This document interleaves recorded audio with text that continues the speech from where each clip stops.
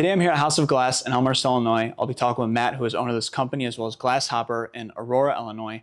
We're going to be talking all about the glazing industry, what it takes to be a non-union glazer, as well as some of the newer technology that's in the glazing industry, like this switch glass and bullet-resistant glass, things that people don't really see in this type of trade. My name is Carson DeFelice, and this is Behind the Job. All right, welcome to the podcast. Thanks for coming on. Why don't you introduce yourself and tell me what you do? My name is Matt Cooney. I'm the president of House of Glass and now Glasshopper Shore Glass. House of Glass is in Elmhurst, Illinois, and Glasshopper is in Aurora. I basically have to wear every hat in the whole business because we have only 20 employees at the moment. So, but we're on a fast pace to grow. So.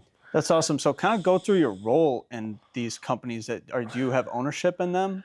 I'm a 100% owner for both of them. Both, okay. Yep. I purchased House of Glass from Steve Baranek, who was the existing owner before me in 2019. And we just acquired Glasshopper in July of 2024. So I basically help with the operations and still have a large part in estimating and project managing and team building and stuff like that. So that's really cool. So one question that's been bothering me, do you pronounce it Glazier, Glazier? I hear all these different pronunciations. Glazier. Glazier is okay. How I pronounce it anyways. Yeah, okay. Do you hear other people calling it Glazier and Glazier? There's not a lot of people who even know what that is. Okay. They think donuts. Yeah, glazers is I understand to be the term for the guys who are out doing the installing. The glazers union, right, is who that is. So our techs are glazers. Gotcha. And how did you get started in this industry? What age? And kind of talk me through that. If we go a little bit further back, I've always been in the trades. Since I graduated high school, I started as a painter and moved up through that. I was friends with the owner of House of Glass.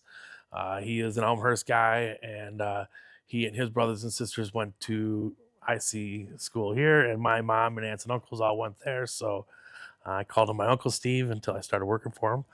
But he called me in 2012 and asked me if I wanted to learn the glass trade and have the possibility to take over his company when he was retiring. So at that, I was 30 years old, and I sold my half of my painting company to my partner and went back to a $16 an hour installer again.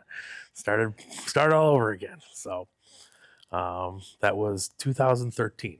Wow. Yeah, sometimes you got to take one step back to go two forward. I took like 7 to 10 steps back.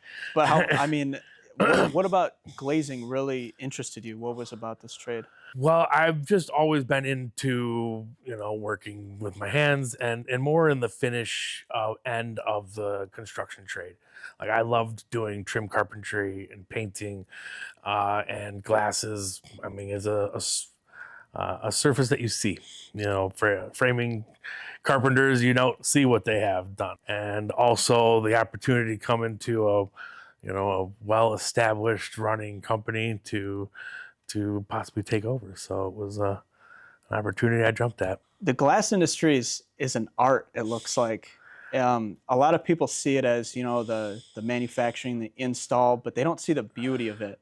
I'm sure you've had a lot of jobs where you take a step back and you're like, wow, like we did this. Right, absolutely. The most fun stuff I think is the interior office stuff, or which is like the conference rooms, all glass walls and frameless doors. Like those are just stunning looking. They have amazing hardware to go on them, and shower enclosures. Really they tie the whole bathroom together. There is definitely it's a niche trade. I thought, knowing carpentry, plumbing, electrical, framing, I had done everything before. Well, glass is going to be easy to pick up, and it's a very precise business. We're dealing with tolerances of a 1/4 inch at most. Yeah, 1/16 sometimes, right? Oh yeah, and if it's a 16th too big, you basically chuck it in the garbage and have to order a new piece.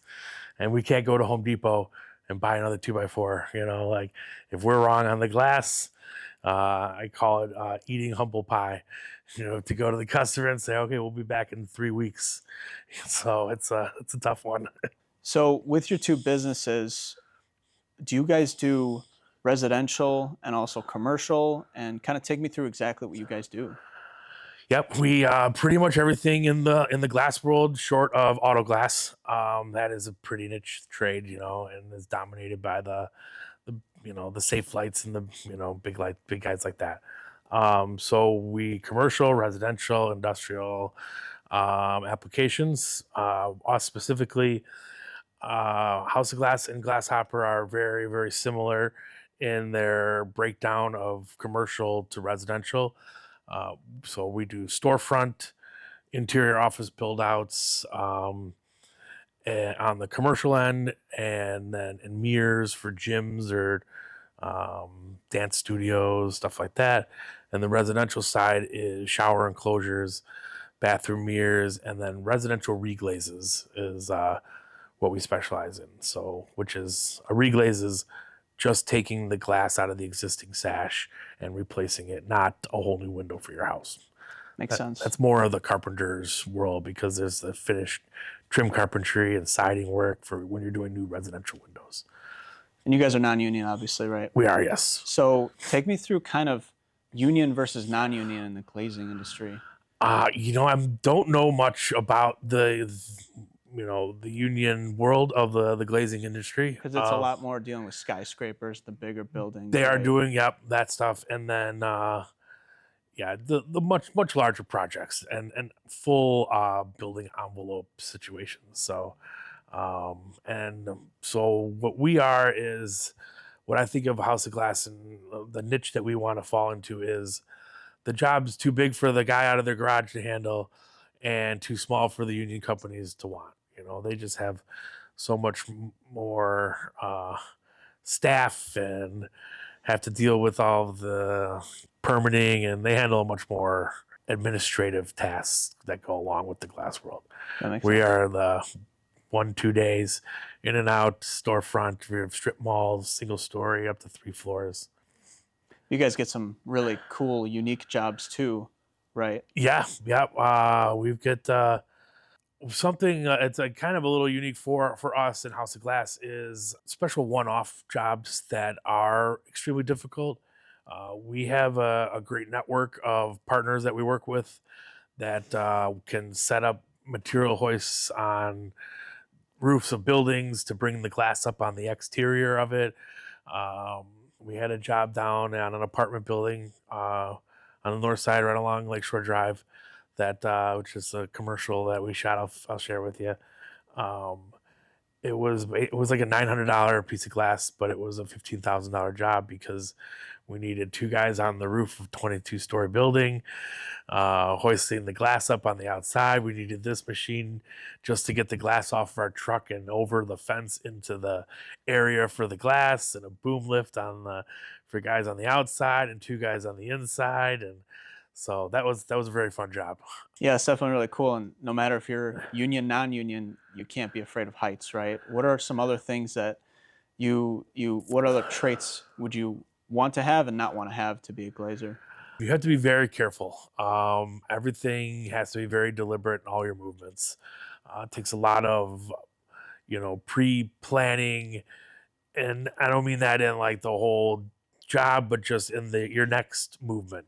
So there's in the type of work that we do with you know reglazing and smaller jobs, or when you're about to handle a big piece of glass, you have to have everything in place and ready to go before you do the lifting. So it's a lot of setup, and then 15 to 20 minutes of very heavy work, and then set up the next part, and then 15 minutes, 20 minutes of the heavy stuff. So you need to be cautious, be able to see the whole area, foresee any issues you're going to have when you're lifting something into place that you don't, because you can't reach down and move something.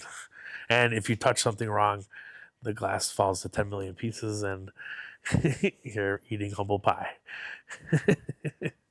Take me through this thing. What is it? How do you use it? Is this something that you'd see a lot in the glazing industry? Definitely becoming more and more popular. So this is a Smart Lift 608, I believe. So it'll hold 1,300 pounds of glass with it, and with fine adjustments of a 16th of an inch at a time, left and right and up and down and tilting it and stuff. So, And uses air to suction the glass. How does that work? correct. Yep. That has vacuum pumps, and there's two separate, pump systems. That's why you got red and blue. Um, so for redundancies, that's how all of our suction cups work. With most of them are just mechanically pumped up though, or pumped out vacuum cups. So, and then the whole machine is actually air powered, not pneumatic like oil or hydraulic. So Okay. that's how it can be so much more precise. Yeah, like I was kind of alluding to before, you not only have to be strong, but you also have to have a creative mind in this industry too, and very fine attention to detail. So it's something that for those guys out there that or girls that really admire that kind of work and can do it all. But it seems very rewarding and great It is. career. It's fun to stand back because we are, in the finished trades when of the trades. Uh, Most everything is done when we go in. So when you finish your job and you get to stand back and look at it, you get to see, the walls have been painted normally, the flooring is in, because we're going on top of that. So it is rewarding to see that awesome job that you did, and it's in clear view. Everybody sees it. So that's kind of a unique thing about it is you don't really think about it until you don't have it too. Like, you take for granted your windows on your house They're everywhere. until it's Glass is broken. everywhere. Yep. And then if it's not there, you have no light in your house, or your building, or no protection from the environment. So And yeah, speaking of that, technology seems to be really increasing in this trade. You got glass that's hurricane proof now, obviously the bulletproof glass. You also have different styles now. You have low energy glass. What else? What else is in there? so that is the big push is the energy efficiency of glass, how much heat it can reflect out and also keep in. That is where the technology is happening, is in its efficiencies. Um, And how does it do that? Low E coating is essentially silver on the glass. So where you put your glass, so you have two pieces of glass in our zone, with the temperature zone, which is broken apart. We have it on surface 2, sometimes also as well as 3. But so it reflects out the sun's heat, but it reflects back in your inside heat in the wintertime. They are filled. Most of them are now all filled with argon gas. All of the data suggests that it's quite a bit more efficient. So, because it really, glass is not a very good insulator. So, and not as much as a wall is, or insulation, batting, bricks, wood. So, but you have to have the trade off of letting light in as well. A lot of stuff happening with the LEED certified buildings, which are super energy efficient. How much windows they have to have, how many like square footage, how much skylights, all the railings need to be glass to allow light to spread through the building. Yeah. So the other parts of it is the laminating of it. So there's kind of two parts of glass. There's float glass, which is what your regular window is on your house. That is, and then tempered. Tempered is a after process that they do to the glass where they heat it up and then quench it, and it makes it stronger. But and then laminating is they take two pieces and a polyvinyl butyl inner layer, kind of glues it together. So like your windshield of your car is laminated. That's why if a rock hits it, it doesn't come through or shatter. It stops it. So that is used in railing applications. So if your glass railing breaks, it's not. That's good. That's important. Yep. And what about like that switch glass? Where right. it's like clear and then you can't see through it. Yes. Have you worked on any projects? We like have. that? We've done a couple of those.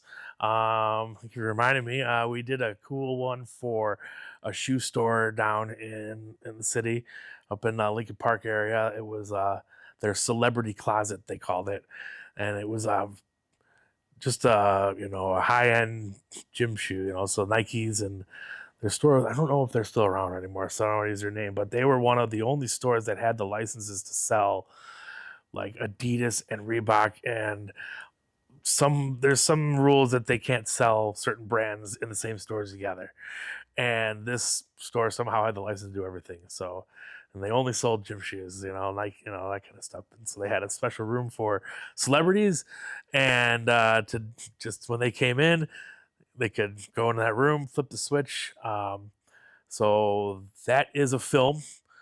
It can be applied to the surface of the glass, or a better route is a laminated surface. So instead of that polyvinyl butyl inner layer, they have that as the inner layer, and it's a liquid crystal is where they've started. They are getting new advancements in that, but the crystals, when you apply an electrical field, they orientate to the electrical field and it becomes clear. And when you turn the power off, they scatter and it becomes obscured. That is so cool. Yeah, we just did a cool shower for that too. Wow. Yeah, in somebody's somebody's house. Probably a big house. Yes, not small, that's for sure. The closet and bathroom was actually almost the same square footage as my entire apartment, and that was their master closet and bathroom. Wow. So do you make the glass then, or does that get shipped? We do not. Nope. We are probably about 4 steps away from the people who are actually melting the silica to make the sand or to make the glass. So we purchase. Most of our glass is cut and made to size per order for us. All of our double pane insulated units are there's no custom or standard size in the window world, basically. You might have a standard size for a building, but not across the industry. So that is all cut and assembled and fabricated to size for us. We buy mirror and 1/4-inch glass in big stock sheets, but and we cut and make tabletops and bathroom mirrors and stuff like that out of that. Really cool. How does a younger person get into this trade? What would you recommend them do? I actually would rather hire a young person who is eager to learn and takes directions, is willing to listen to the old guys and shape them into how we do things. The saying of 1,000 ways to skin a cat, so bringing in people who had a bunch of experience in another company has sometimes been difficult because they've got their ways of doing things and our techs do things this way, and there's some headbutting in that. So we have been very lucky to get some, young guys who are not the college-bound type, like myself included, but are, like to learn and work with their hands. So it's a niche trade. There's not very many glazers out there or anybody in the glass world. So once you have this skill, you will forever be employable. There's 1,000 carpenters, 1,000 plumbers, electricians. Think about how many glass companies you've even ever heard of, so it's and it can be pretty lucrative, so we accelerate people quickly because it's hard, it's not easy. So take me through that pay scale. What can a kid out of high school make, no experience? So I mean, we are starting somewhere in the $17 to $18 an hour range. I believe in paying people what they're worth, and you get what you pay. So and then accelerate. We here have a defined path for our techs with benchmarks that they need to be at to hit the next pay scale. And so, 2 years down the road, you could be $25, $30 an hour. Our hourly rate is maybe a little lower than some places because we have a very benefit-rich package for our employees here. So we do an awesome health insurance plan that we cover 66% of the employees' portion. We have matching 401ks, vision, dental, I provide free short-term, long-term disability insurance for every employee here. Um, Paid vacation, paid holidays, and like I said, if you learn glass, you're forever have a job. That's awesome. No Mm-hmm. matter where you go, we're in the Midwest, but if you want to go south, east, west, Yep, anywhere, doesn't matter. Yep, well, yep, because I mean, it's everywhere. it is You everywhere. walk, Yeah. you're in this, and I guess bigger if you're in a larger metropolitan area, with The unions. commercial buildings. It's probably not as big of a business out in the rural areas that you just have a little downtown. I mean, there's going to be at least one glass company per city, though, for sure. But probably 20 carpenters and 100 painters and 5 glass guys. Right. It also seems that once you get into this world, you never leave it either. So all of our sales reps and have been in the business forever, and they're like, "Oh yeah, we were at this company, and then I went to this company, and then we were bought. Now I'm with this company." Uh, Once you get in the glass bug, you're stuck. So the growth in this trade, like we're talking about, is pretty lucrative. Like we're talking about, how do you grow in this trade Meaning as a business or as a person, like as a person, and then I'm sure end goal is like you to be an owner.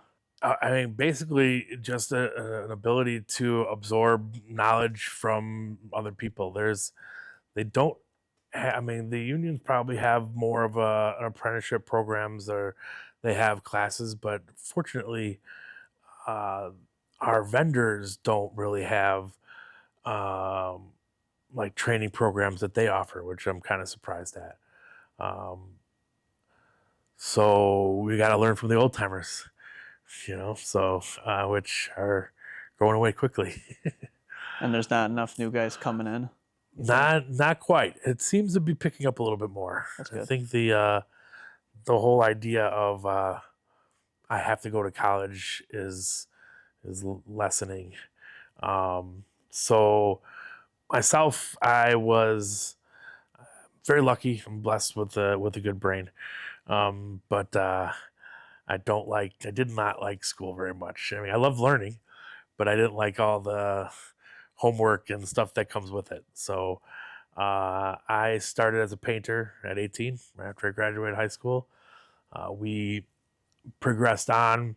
The company I worked for, from just doing painting to uh, drywall and some trim carpentry and stuff like that. And then I went into flooring industry. I installed sanded and finished hardwood floors. Then I went back to painting. Then I left and worked with a remodeling company where we did everything but poured the foundations and shingled the roofs. We did all of our own framing, electrical, plumbing, all that. And then went back to painting again because that company, one of the owners got sick and it went under. And then I started my own painting company with a friend of mine, and we were doing all right. We were staying busy, but it's a very competitive trade. Anybody with a roller and a brush is a painter. A homeowner can do the painting themselves. It might not look as nice or be done as fast, but it's not really that difficult. So another reason why when Steve called me and asked me if I wanted to think about learning this trade, I jumped at the opportunity. So This would be pretty inspirational to some kids out there. How are they going to progress? Are they going to start as a helper, an apprentice, and yes, then work their way through to eventually, hopefully, an owner? Or maybe if they don't want to be an owner, what is that? What does that progression look like? it's actually one of the easier trades to get into. I mean, as long as you have, like I was saying before, the want to learn something and the will to do it. Uh, the tool base for a glazer is pretty small for what they need to have as an individual tech. Most of what we're using is a drill, cordless drill, hammers, chisels, wrenches, that kind of stuff. Um, we supply them with or provide the larger machinery, the chop boxes and table saws and stuff, which is These pieces of equipment this too. stuff right here. Yeah. Yep. So you can go into a job with a bucket caddy, the caddy on it, and your glass and do an entire shower with that. As you know, I was thinking about it, as a painter, we needed just an entire van full of all the little tools and scrapers and patching blades and brushes and rollers, extension poles and ladders. Where this is box a set of wrenches and a cordless drill with some bits and driver bits in it, and you're set. Um, some of the more advanced, yeah, we provide them more advanced stuff, and then well, tools are also getting better. We have lasers for all of our The measuring. levels and stuff. Yeah, Yeah, blind those are crazy. lasers and range lasers for measuring. So I walk into an area and I go beep, beep, beep, beep, and it can measure 10 different spots all the way along it. And I get, to the 30-second dimension so we can identify if it's growing or shrinking, and then the line lasers to plumb or square. That's really cool. So as a helper, you're with a journeyman, I'm assuming, and how long does that process take? We have it kind of set up that you're going to go from junior to lead in about 3 years. Initial lead. I mean, you're not going to be the master yet, but you should be able to go from your starting pay to in the high 20s in about 3 years. That's really good. If you're eager. That's Yep. really good. Yeah. And yeah, so you will definitely, in our business, and well, at least in our one of our policies, we have 2-man teams for everything. Even if it's a little door light that's this big, we always have 2 guys on it just in case. We're dealing with a very sensitive and sharp, dangerous material, and if it breaks and it falls on anything important, a leg or an arm or something like that, you don't have time to put away. You need somebody there to help you. So Yeah. You're always with somebody in our businesses specifically. So so I mean, I came here my first days with my bike. I rode my bike here, so I mean, I had a hammer, some screwdrivers when I started. Oh yeah. All right. So take me through a typical day of a worker at your shop. So we start everybody here at the shop needing very specific vehicles to transport glass with the racks on the side. It's not really something that you can take home. It can't be parked outside overnight. Like you can't really lock it up because it's on the outside. So we start here. Elmhurst, we start at 7. Aurora, I believe they're at 7:30. Get your orders for the day. We don't do huge projects, so you're doing something different every day, which is another thing that I like doing. I like that as when I was an installer. It's just different thing every single day. So starting here, you get your tickets for your day. You got to go figure out what pieces of glass you need, verify that everything is correct before you even leave the shop. And then you head out for your day. So we now have software, glass specific software, which handles our estimating and our work orders and everything. So they pull it up on their phone, has all of their materials that they're going to need. And then when they say, okay, next, it punches into the next ticket, which brings up the maps them to drive there. Go there, and you have to, they're responsible for, making contact with a customer, introducing themselves, answering any questions they have, and then doing their work, cleaning up, and on to the next one. So the residential crews are probably at 3, sometimes 4 different places a day. So, we had a guy who worked for House of Glass for 38 years, I think, before when he retired. And there were still days that he'd come back and say, that was something I've never seen before. So 38 years in this trade, and a new system or a new process that they use to install it. There's a lot in the commercial world. The brands all make the same stuff. Like there's Oldcastle, Tube Light, Connier, those that are all 2x4.5. Storefront systems. Curtain walls are curtain walls. The residential windows, though, there's a million different manufacturers for residential windows, and every manufacturer has different lines, and so they all come apart a little bit differently. So you have to be able to figure out something, how this one works and how to take it apart and put it back together again. We talked a little bit earlier about what kind of person is good for the glass world. We like hiring carpenters and mechanics to come into our trade. Uh, Carpenters are good with plumb and square, understand how to hang a door and stuff like that. And mechanics are really good about one working with metals and aluminums, stuff like that. A little different techniques of the fasteners and how much force you can use on them because you can't strip threads or tear off the heads. And then mechanics also have to, it has to go back together the same way as it came apart, and you have a confined space that you're working in, and you have to figure out how to get into that to do it. So their brains are good for what we do here. So if you're not just joining, you want to trades, carpenters and mechanic skills translate very well. That's interesting. What is some of the most common things that your guys see? Well, I mean, broken windows. So they get called for a job, and there's a baseball that went through the glass. That's pretty much most common, would you say? I mean, yes and no. So in the residential world, yeah. Well, really, I think what the most common one for residential glass is seal failure, and that has nothing to do with like it leaking like water or something like that. Double pane windows are sealed together, and there can't be any moisture in the air or gas that's in between it, because the differences in temperature, it affects the amount of moisture. Might crack, right? No, it produces condensation in the glass, and so when you have water in between your glass, eventually the water is just air. It's gonna dry and leave calcium, or it's gonna become cloudy, stuff like that. So seal failure is the main reason why we would be switching glass out in a residential house.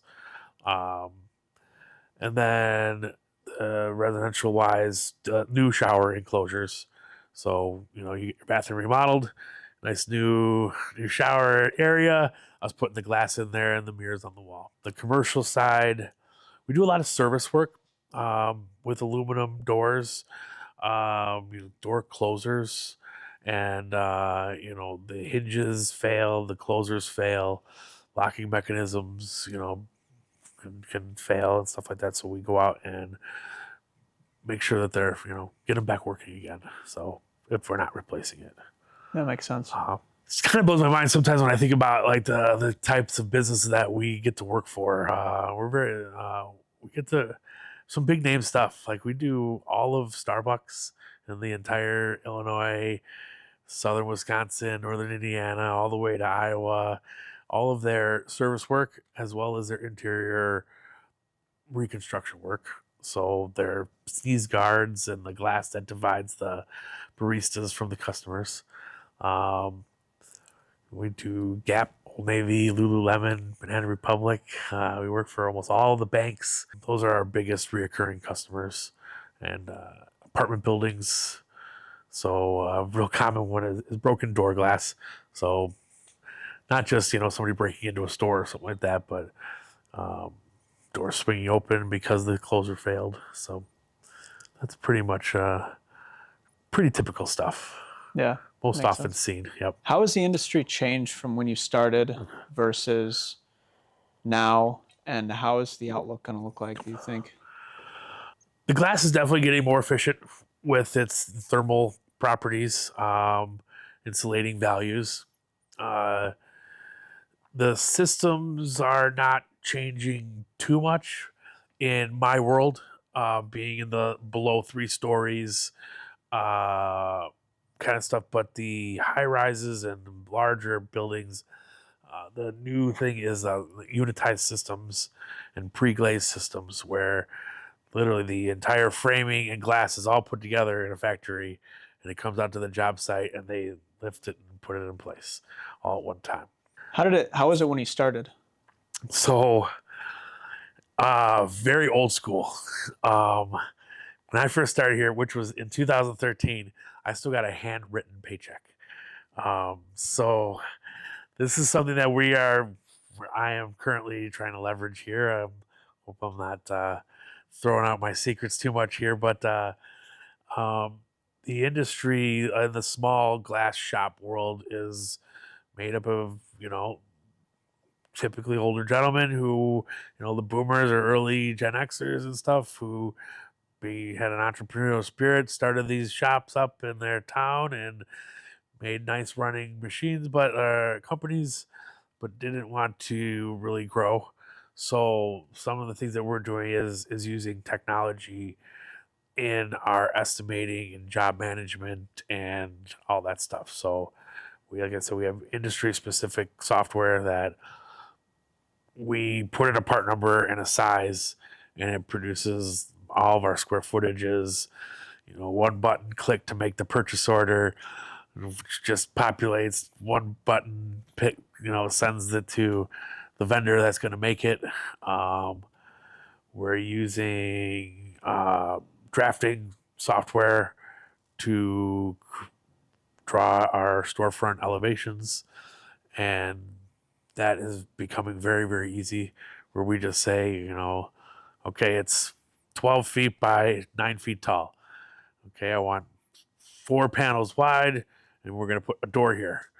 And literally that, and you hit enter, and it will pump out, your glass sizes, the daylight openings, the cut sheets for the fab shop to use, optimized for the length. Storefront metal comes in 24-foot lengths. And so, what piece you cut out of which length, so that you're getting the most usage out of everything. Um, One of the parts of the industry that is starting to become a little alarming is the big box stores selling storefront soon, commercial stuff like that. If the customer is able to go direct to there's going to be nobody left to install it.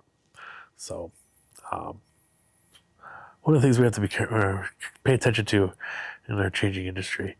So, as far as profit wise, I mean, if we are, I would be very happy at a 10% profit, um, so that's, we, we've been having years bigger and we've had years, higher and had years lower for sure. So, big hit to my business and the industry is the work from home. Interior offices, people, you wanted to have the best looking office, which normally meant having a all glass conference room and like real swanky office fronts. And with everybody working from home, that part of our business disappeared. So we had to adapt from that. But there's definitely a freedom in being an owner. But if it's not good, you're the first person who doesn't get paid either. Because my employees are first. There was months where I don't take pay. Months that I make very good pay. Have you ever done any custom logos on glass? So we don't produce that. Okay. We have the capability. I mean, there is some awesome stuff they can do. They can with high definition photo quality print onto glass now. And it gets, baked into the surface with the tempering process, so it becomes part of the glass basically. We have not done anything in that uh, world yet. We get asked for it all the time until they get the pricing for it, I but bet it's expensive. it's not cheap. Um, they with the switchable glass now where they just could go from like clear to white. Now they're getting to the point where they can, because it's a liquid crystal display LCD, film in between it. They're getting to the point where they can make that with full visuals, high definition visuals Oh wow. inside the glass as well. How long does that stuff last for? I don't know. I mean, it must have a pretty good life to it because otherwise people wouldn't buy it. I mean, You it's think a decade? I would think it would have to have at least that much for it to be you know, for the market to accept it. I mean, I'm Right. sure there's early adopters out there that were buying it first, but um, I know. Let's see here. So I was still basically an installer yet when we did that celebrity shoe room, and so that was in 16, maybe 2016, and I know it's still working. So Great. yeah, it's almost at a decade yet. Yeah. Don't know how often they're actually switching it. How about bulletproof glass? How much work have you done with that? We've done a fair amount. Bullet resistant, because nothing is bulletproof. True. There are different levels of the bullet resistance. How many shots and what caliber round it can take. We've done that in gas stations and high security. We've done some bank windows, stuff like that with it. That's an interesting product. It has to be. It's extremely heavy. The way they give it its strength is it's lots of layers. So I prefer using glass faced units. So it's actually a glass on both sides of it because it's for care. Glass is a very resilient surface. You can get it wet. You can use cleaners and stuff like that on it. Put stickers on it and scrape it back off again. But they all have layers of polycarbonate in there. So it'll be glass with that, I mean, PVB, PVA. There's a bunch of different inner layers. That's that plastic I was showing you between for the soundproofing. And then it'll be polycarbonate, which is a strong acrylic. And then another layer of the PVB, and then another layer of polycarbonate, and then another layer, and then glass, and it alternates through that. And how So thick does that end up being? I think the thinnest is in close to an inch thick. Wow. Up to Like 7/8 to an inch. yeah, and that is only level one. So which is I believe like 3 rounds of a 9mm is level one. So you're up into the 2 to 3 inch thick to start rifle caliber rounds. So Wow. I imagine like the Beast is that the president's car. That's probably gonna be in the 2 to 3 inch thickness range. What glass project are you most proud of, would you say? So we did. It was a pretty simple job in realisticness, but what made me feel so good about it is so it was all we were doing is replacing the glass in a patio door on I think it's a 12-story building in Wilmette. And by my measuring and spatial mind that I have, which I'm lucky to have, you could not fit that glass in the elevator. And the staircase was too narrow to carry it up because we've done that before with 200-300 pound units where we got to go up the stairs with it. And so that was one of the jobs where we needed the material hoist on the roof, which is essentially a winch with a cable down to pull the glass up on the outside and into the patio, just the balcony area to do the glass. And I gave the price, and this was for a long time, very good customer, and I was good friends with the person I was working with. And he called me up and he's started out, you screwed me, Matt, and I'm like, what? He's like, yeah, that price for that job. The insurance companies told us we were out of our minds, and they went around us and found another glass company that said they could get that glass up in the elevator. And I was very disheartened in that. And I'm like, I don't see how it's possible. Like, what's funny is the glass would fit in the elevator. It would not go into the elevator. Wow. So, because the door was A little bit on smaller. the side and it was a little bit lower than the ceiling was in there. So standing up, it would have stood up perfectly straight up against the wall in that elevator, but there was no way to get it in there.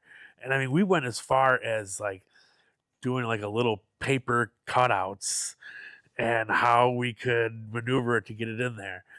Um, and about 3 months later, I got a call back from that guy. And we'd been working with him between that, but I answered the phone, and his first words was, "We've been vindicated." And I'm like, "What?" And he's like, "The Wilmot job, we just got it." So the company that they hired tried to get it in the elevator, and they broke it on their way through, and it's tempered. So tempered glass, when it breaks into teeny tiny little pieces. So it fell through the crack between the elevator and the floor.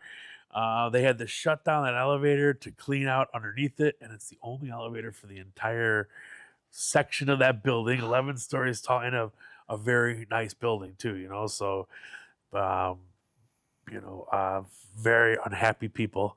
It's a residential It building. was a residential building, apartment building. And the apartments were like 2,000 or 3,000 square foot apartments inside this building. So I mean, yeah. So guess who got to do that job? And so At that price too. oh yeah, actually it went up because it was summertime when we quoted it, and it was wintertime. So if you want, I can share you some photos to kind of flash of that. It's we're standing in snow. I'm on the roof of an 11-story building, harnessed up, leaning over the edge, controlling the remote for the hoist. That's so cool. Though. And so yeah, but just him calling up, and he didn't even say hello. He just said, "We've been vindicated." I'm like, yes. So that was One final question. What's with this bird-friendly glass? What is that all about? so it has some sort of like anti-reflectiveness to it. So because glass, I mean, obviously is reflective, so they don't. They just don't see it. It looks like sky coming. Is still in front of them. So it'll have some sort of dot matrix printed on it, or a film applied over it. So it takes the sheen away from it. So now it looks like a building.